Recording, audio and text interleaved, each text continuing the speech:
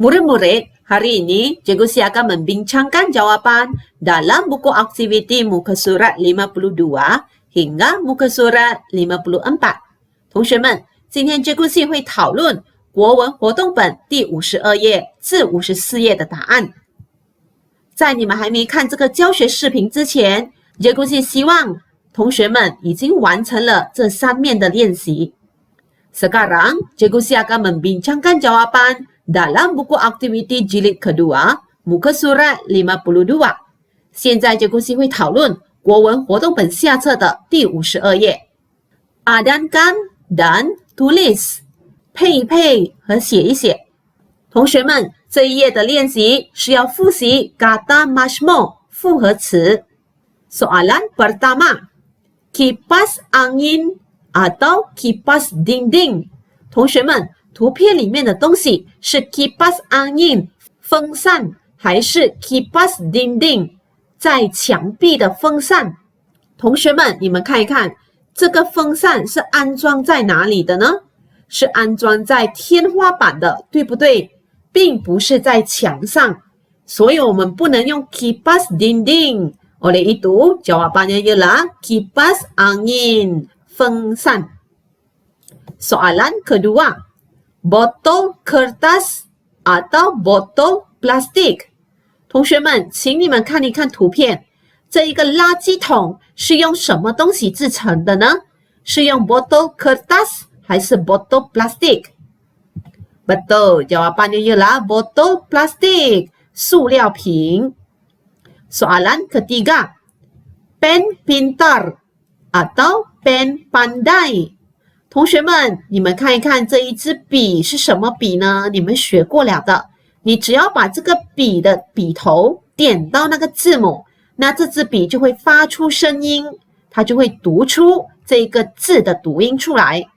所以这个笔是叫什么笔呢？ Betul, pen ini ialah pen pintar， 这是智能笔。同学们，你们都答对了吗？如果有做错的话，要记得做订正哦。Seterusnya, Cikgu Si akan membincangkan jawapan dalam buku aktiviti jilid kedua, muka surat 53。同学们，现在Cikgu Si会讨论国文活动本下册第53页的答案。Bina ayat kata ganda penuh yang betul mengikut konteks。用正确的完整重叠词造句。同学们，现在你们要根据图片和已经给你的 kata ganda penuh 完整重叠词造句。同学们，造句你们要记得，先写 subject 人物，才写 kata kerja 动词，过后写上 object 物品，然后才写上 perluasan 扩写。我们来看看第一题 ，botol 瓶子。同学们，第一个步骤我们要先写上 subject 人物，帮里面的这个人物取个名字 Weihan。接着我们要写 kata kerja 动词。同学们，Weihan在做什么东西呢？他正在排这些水瓶，对不对？在排着，所以我们知道动词是排，排的国文是 menyusun。接着我们要写 object 物品，Weihan在排什么呢？这些是什么东西？这些就是 botol 瓶子，所以我们就写 Weihan menyusun botol。那如果你们要再写的更仔细一点，这个是什么瓶子呢？这个是不是塑料瓶？所以我们可以写 plastic botol plastic 塑料瓶。接着我们就要写扩写了。同学们，这个扩写你们要写不要写都可以，但是Cikgu Si是鼓励你们把这个句子再写长一点点。那我们可以加上地点 D。同学们，Weihan在哪里排这些塑料瓶呢？在桌子上，对不对？这些塑料瓶都在桌上，所以我们可以写 di atas meja。Weihan menyusun botol plastik di atas meja。Weihan在桌上排塑料瓶。Seterusnya, soalan kedua, pokok 树。同学们，我们来看一看图片。图片里面有一位女士，那这位女士在做什么东西呢？她正在浇花，有看到吗？那现在我们要造句了。第一个步骤，先写上 subject 人物，帮她取个名字，叫 Ibu Singling 心令的妈妈。接下来我们要写 kata kerja 动词，心令的妈妈在做什么事情呢？她在浇水，对不对？浇水我们叫 menyiram。接着我们要写 object 物品，她在浇什么东西？这些是什么呢？同学们，你们不能写 pokok 哦， pokok 只是树。你们看一看，她在浇花，对不对？所以我们要写 pokok bunga。心令的妈妈在浇花草树木。那你句子要到这边写上句号也可以，但是结构系要教你写 perluasan 扩写。接着我们可以使用时间 pada。那同学们要加上时间，我们就想一想，心令的妈妈会几时浇花呢？她在早上浇花，所以我们可以写 pada waktu pagi。Ibu Singling menyiram pokok-pokok bunga pada waktu pagi。心令的妈妈在早上浇花草树木。好，同学们，现在结构系教你们用另外一个 perluasan supaya。你们先想一想，心令的妈妈为什么要浇花草树木呢？它是为了让这些花草树木长得更茂盛，对不对？所以我们也可以写 Ibu Singling menyiram pokok-pokok bunga supaya hidup subur。心令的妈妈浇花草树木，以便长得茂盛。Seterusnya, soalan ketiga, pensel 铅笔。Mari kita lihat pada gambar。我们先来看一看图片。图片里面有一位女生，我们来看看这位女生在做什么事情。她的手上拿着一个笔筒。另外一只手也有拿着一支铅笔，他把铅笔放进去笔筒里面，所以这题我们要造句，要写他把铅笔放进笔筒，对不对？那第一个步骤我们要先写上 subject 人物，先帮这个小女孩取个名字，叫 Rani。Rani 在做什么东西呢？她在把铅笔放进笔筒。所以我们可以说他把铅笔收进笔筒，对不对？收 menyimpan， 他收什么东西？我们要写 object 物品。menyimpan pensel。 这个句子还没有造完的哦，我们还要说 Rani 把铅笔收在哪里呢？他把铅笔收在笔筒里面，对不对？所以我们可以写 di dalam bekas pensel。Rani menyimpan pensel di dalam bekas pensel。 Rani 把铅笔收在笔筒里。Seterusnya, soalan keempat, kertas 纸张。我们来看一看图片。图片里面有一位女士，这位女士在做什么东西呢？她手上拿着纸张，她把纸张丢进垃圾桶，对不对？所以我们造句就可以写他把纸张丢进垃圾桶。第一个步骤要先写上 subject 人物，我们帮这位女士取个名字 Ibu Zali 的妈妈。Zali 的妈妈在做什么呢？她在丢纸张，对不对？丢是 kata kerja 动词，丢的国文是 membuang。 那接下来我们要写 object 物品。Ibu Zali membuang apa？ Zali 的妈妈在丢什么呢？她在丢 kertas， 她在丢纸张。然后我们要说她把纸张丢进垃圾桶，对不对？那我们就可以写 ke dalam tong sampah。Ibu Zali membuang kertas ke dalam tong sampah。